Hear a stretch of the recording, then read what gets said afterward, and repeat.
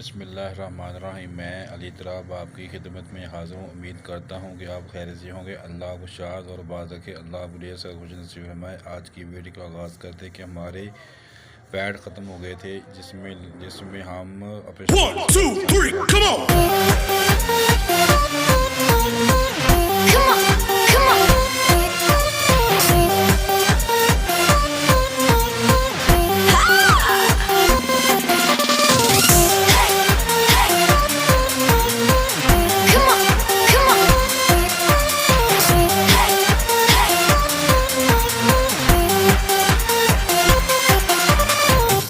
करने के लिए तैयार हूँ मैं, और ना ही हम किसी भी फोरम पर किसी भी किस्म की कोई शिकायत कानूनी करते हैं।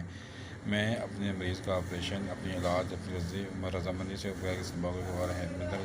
बढ़कर तस्लीम कर ली गई है। कोई इतराज़ ना है नोट समझने की ज़रूरत या दीगर ये ऑपरेशन से पहले हम करवाते हैं। ये ख़त्म हो गए थे, इसके हम डॉक्टर साहब की बैक आगे से सिक्योर हो जाता है, क्योंकि ज़िंदगी मौत तो अल्लाह के हाथ में।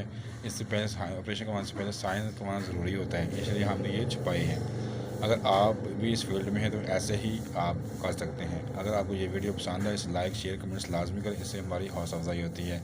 आप इसे अपने दोस्त अहबाब के साथ भी शेयर कर सकते हैं। जल्द मिलते हैं एक नई वीडियो के साथ। अल्लाह हाफिज़।